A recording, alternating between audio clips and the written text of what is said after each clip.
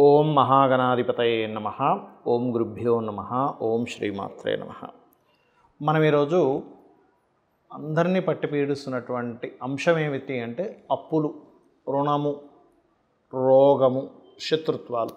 ఈ మూడిటి నుంచే మనిషి విముక్తిని కోరుకుంటాడు. ఇప్పుడు కూడా అబ్బా రుణాలు ఉండకూడదండి, నా రుణాలు తీరిపోవాలనుకుంటూ ఉంటాడు. అది కుటుంబ సభ్యులతో కలిసినటువంటి రుణం కావచ్చు, లేదా మనం అప్పులు చేస్తూ ఉంటాం.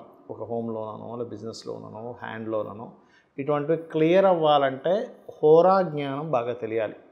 అదేవిధంగా మీ లగ్నం నుంచి, లేదా లగ్నం నుంచి తెలియదండి మాకు లగ్నం తెలియదు అనుకునేటువంటి వారికి రాశి నుంచి పంచమాధిపతి ఎవరు, పంచమ స్థానాన్ని ఏ గ్రహం ఉంది, దాన్ని బట్టి మీరు ఏ హోరల్లో మీరు నేను చెప్పినటువంటివి చేసినట్లయితే మీ యొక్క లగ్నానికి తొందరగా మీరు రుణం విముక్తి నుంచి, రోగ విముక్తి నుంచి, శత్రు విముక్తి నుంచి బయటపడతారు అనేటువంటి విషయాలు. అయితే దాని పారామీటర్స్ ఏమిటి అంటే దానికి ఉండే కండిషన్స్ ఏమిటి, అదేవిధంగా ఎటువంటివి జాగ్రత్తలు తీసుకోవాలి అనేటువంటి విషయాల్ని చెప్తుంది నేనైనప్పటికీ కూడా చెప్పిస్తుంది సాక్షాత్ లలిత అమ్మవారిగా భావిస్తూ ఒక్కొక్క లగ్నం గురించి మనం ఇప్పుడు తెలుసుకుందాం.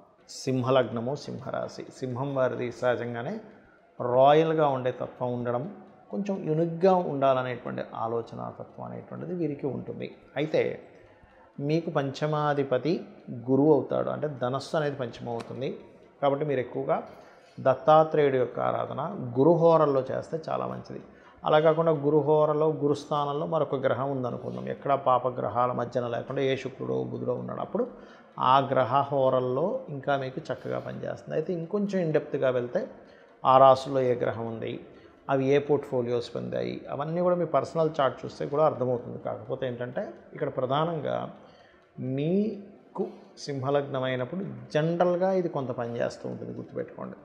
అలాగే మరొక విషయం ఏంటంటే పంచమంలో ఉండేటువంటి గ్రహము పంచమాధిపతి ప్రధానంగా మీకు ఆ హోరలు వాడడం వల్ల మీకు శత్రు నాశనము, అంటే శత్రువులు తగ్గడం జరుగుతుంది, అంటే శత్రువులు మిత్రులు అవుతారు. అలాగే రుణాలు తగ్గుతాయి, రోగము కూడా తగ్గుతుంది తద్వారా. అదేవిధంగా మరొక విషయం ఏంటంటే వీటితో పాటు ఏదైనా ఒక ఆలోచన చేస్తున్నారు, ఉదాహరణకు పంచమంలో రాజకీయం కూడా అంటూ ఉంటారు. అంటే రాజకీయం అంటే అదేదో నెగటివ్ కోణంలో మనకు వెళ్ళిపోయింది, కానీ చాలా పెద్ద సమస్యని చిన్న ఉపాయంతో ఆ సమస్యని క్లియర్ చేసుకునే పద్ధతిని రాజకీయం అని అర్థం అన్నమాట. అలాగే దక్షిణామూర్తి ఆరాధన చేయడం, మీరు దత్తాత్రేయుడు యొక్క ఆరాధన చేయడం. అయితే సింహలగ్నానికి 6వ స్థానం అనేది మకరం అవుతుంది. ఉదాహరణకి మీ లగ్నం నుంచి 6లో మకరంలో గ్రహాలు ఉన్నాయి. ఇంకా ఫాస్ట్గా క్లియర్ అవ్వాలంటే ఆ గ్రహాలకు సంబంధించిన దానం ఇవ్వడము, లేదంటే నూనె దానంగా ఇవ్వడం, నువ్వులు దానంగా ఇవ్వడం. అక్కడ ఏ గ్రహాలు లేవు, బట్ 6వ స్థానాధిపతి శనే కాబట్టి నువ్వులు నూనె దానంగా ఇవ్వడము, ఇలాంటివి కనుక చేసినట్లయితే కూడా ఖచ్చితంగా మీకు రుణరోగ శత్రు బాధల నుంచి బయటపడడం జరుగుతుంది. ఇక్కడ కొన్ని కండిషన్స్ గుర్తుపెట్టుకోండి. ఏమిటది అంటే, ఒకటి మీకు పంచమంలో ఏ గ్రహం ఉంది, పంచమం అంటే లగ్నము అని ఉంటుంది మన జన్మజాతకంలో. లగ్నం నుంచి 5వ స్థానం పంచమము, అంటే లగ్నం ఒకటైతే ధనస్థానము, మన భాతృస్థానము, చతుర్థ స్థానము, పంచమ స్థానం. ఈ 5వ స్థానంలో ఏ గ్రహం ఉందో చూసుకోవాలి.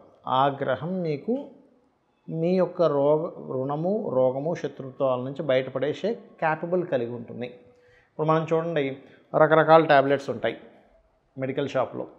అన్ని ఔషధాల్లో కూడా మనకి బాగా పనికొచ్చేది ఏమిటి అంటే, ఏమైనా మీకు తలనొప్పి అయితే ఇది వేసుకోండి అంటాం, సారిటాన్ ఏదో.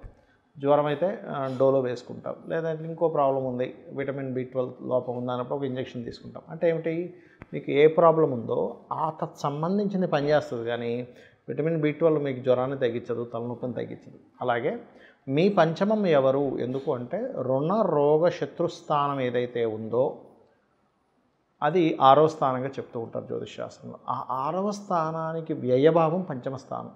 సరే పంచమంలో అస్సలు బాగాలేవండి గ్రహాలు, సెకండ్ ఆప్షన్ ఇంకేమైనా ఉందా అన్నప్పుడు 9వ స్థానం చూసుకోవాలి. 9 కూడా పాడైపోయిందండి మాకు అనుకున్నప్పుడు లగ్నంలో ఉండేటువంటి గ్రహాలను కూడా తీసుకోవచ్చు. ఇది ముఖ్యంగా గుర్తుపెట్టుకోండి. ఇక రెండవ విషయం ఏమిటంటే, పంచమంలో ఒక్కొక్క గ్రహాన్ని బట్టి ఒక్కొక్క పరిహారం చేసుకుంటూ ఉండాలి. రవి ఉన్నాడు అనుకోండి, సూర్య నమస్కారాలు చేస్తూ ఉండండి. అదేవిధంగా సూర్యభగవానుడికి ఆదివారాలు ముఖ్యంగా శాస్త్రంలో చెప్పినటువంటిది శ్రీతైల మధుమాంసాన్ని త్వజతే, అంటే స్త్రీని కలవడము, మధువు మాంసము అలవాటు ఉన్నా సరే వాటిని ఆ రోజు వదిలేసేయడము ప్రత్యేకంగా, మరియు తలకి నూనె రాసుకోకపోవడం చేయాలి. సూర్య అనుగ్రహం ఎక్కువగా కావాలంటే. ఎలా అంటే ఇప్పుడు మనకు చూడండి, ఒక హెల్త్ ఇష్యూ ఉంది, డాక్టర్ గారు ఏం చెప్తారు, అయ్యా మీరు ఈ ఈ ఆహారపు అలవాట్లు చేసుకోండి అంటాం. అంటే ఏమిటి, అప్పుడు కానీ మన బాడీ ఆ క్యాపబుల్ పొందదు. అలాగే సూర్య అనుగ్రహం కావాలంటే వీటిని ఆదివారాలు చేయకూడదు, గుర్తుపెట్టుకోండి. ఇక చంద్ర అనుగ్రహం, చంద్రుడు పంచమంలో ఉన్నాడు, లేకపోతే భాగ్యంలో ఉన్నాడు, లగ్నంలో ఉన్నాడు అనుకుందాం. అప్పుడు చంద్రానుగ్రహం కలగాలంటే చంద్రగ్రహానికి దీపారాధన చేయడము, బియ్యము దానంగా ఇవ్వడము. సూర్యుడికేమో తండ్రికి నమస్కారం చేసుకుంటే, చంద్రుడికి తల్లిదండ్రుల్లో ఇద్దరికీ చేసుకోవాలి నమస్కారం అనేటువంటిది. చంద్రుడు ముఖ్యంగా తల్లికి కారకుడు, మనసుకి కారకుడు, కాబట్టి మెడిటేషన్స్ ఎక్కువగా చేయడము. అదేవిధంగా గోవులకి ప్రత్యేకంగా మీరు బియ్యపు పిండి తినిపించడం చేయాలి. ఆ సూర్యుడిదైతే గోధుమ రవ్వ తినిపిస్తుంటారు. అదేవిధంగా కుజుడు అనుకోండి, సుబ్రహ్మణ్యేశ్వర స్వామి ఆరాధన, పంచమంలో కుజుడు ఉన్నాడు. మీకు ఉదాహరణకి అంటే పంచమం రుణరోగ శత్రుస్థానాలను తగ్గించేదన్నాం కదా, హనుమాత్ ఆరాధన, సుబ్రహ్మణ్యేశ్వర స్వామి ఆరాధన, అందులో ముఖ్యంగా కుజహోరల్లో చేయండి. ఈ రవిహోర చంద్రహోరల్లో ఇందాక నేను చెప్పినట్టుగా రవి పంచమంలో ఉన్నా, లేదా పంచమాధిపతి రవి అయినా, లేదా చంద్రుడు పంచమంలో ఉన్న పంచమాధిపతి చంద్రుడైనా, ఈ హోరా ఎలా చూసుకోవాలి అంటే, మీకు ప్లానెటరీ టైమ్స్ అని చాలా యాప్స్ ఉన్నాయి మనకి ప్లే స్టోర్లోకి వెళ్తే, అందులో హోరా యాప్స్ అని కొడితే చాలా వస్తాయి. అందులో ప్లానెటరీ టైమ్స్ కొంతవరకు బాగుంటుంది. అది మీరు తీసుకొని ఇన్స్టాల్ చేసుకొని, అది ఎప్పటికప్పుడు మీకు చెప్తూ ఉంటుంది, ఈ పలానా సమయం నుంచి ఈ సమయం వరకు పలానా హోరా ఉంది అని. ఆ రకంగా కనుక మీరు చూసుకున్నట్లయితే కూడా మీకు తొందరగా ఫలిస్తుంది.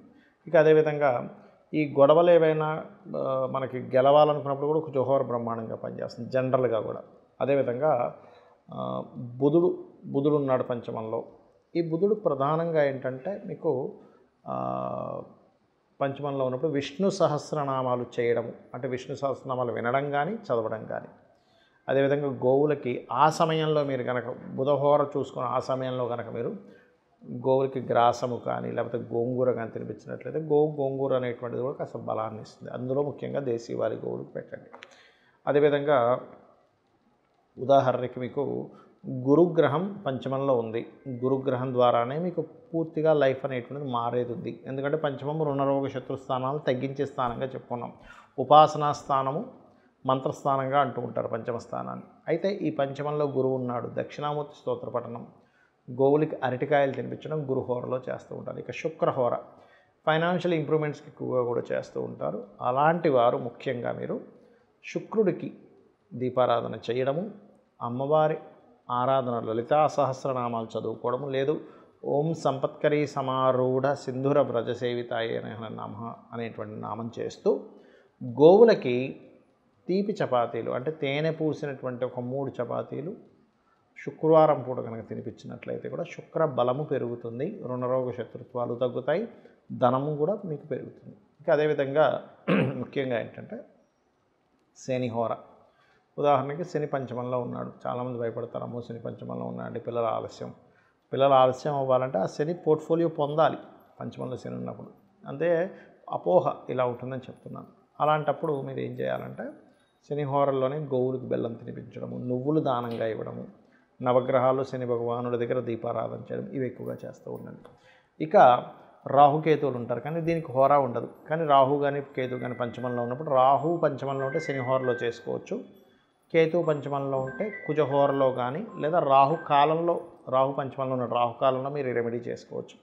కేతు పంచమంలో ఉంటే గుళిక కాలంలో చేయొచ్చు. అయితే ఇది ఎక్కువగా రాహుకాలం గుళిక కాలం అనేటువంటిది విదేశాల్లో ఎక్కువగా పాటిస్తూ ఉంటారు, గుర్తుపెట్టుకోండి. ఇక అదేవిధంగా మరొక విషయం ఏంటంటే గణపతిని ఆరాధించడం. కేతుగ్రహం సరిగ్గా లేదు అంటే మీకు కేతు పంచమంలో ఉన్నాడు, కొంచెం సహజంగా కేతు పంచమంలో ఉన్నప్పుడు కొంచెం ఆలోచనాపరంగా కొంచెం సంతానపరంగా కొంత స్ట్రెస్ ఉంటూ ఉంటుంది. గణపతి ఆరాధన ద్వారా పోతుంది. రాహు పంచమంలో ఉన్నాడు, ఎక్కువ భయాలు ఉంటుంటాయి, అమ్మో ఏమవుతుంది ఏమిటో అనేటువంటిది చిన్న తెలియని ఒక భయాలు మనల్ని వెంటాడుతూ ఉంటాయి. అటువంటిప్పుడు దుర్గా ఆరాధన, ఓం దుమ్ దుర్గాయ నమః అనే నామస్మరణ చేయడం అన్ని విధాలా ఉత్తమం. అయితే ఇప్పుడు నేను చెప్పినటువంటిది ఏదైనా కానీ రెగ్యులర్గా చేయండి. ఒకరోజు చేసి 4 రోజులు మానేస్తే దీని ఫలితం ఉండదు. హోరా యాప్లోకి వెళ్ళినట్లయితే హోరా ఎప్పుడు ఏ హోరా నడుస్తుందని చూపిస్తుంది. దాని పరంగా మీరు చేసుకున్నట్లయితే మీరు ఖచ్చితంగా మీ లైఫ్లో చేంజ్ అనేటువంటిది చూస్తారు. మీరు బాగుండాలని, అమ్మవారి అనుగ్రహం మీకు పరిపూర్ణంగా ఉండాలని మరోసారి మనస్ఫూర్తిగా కోరుకుంటూ శ్రీమాత్రే నమః.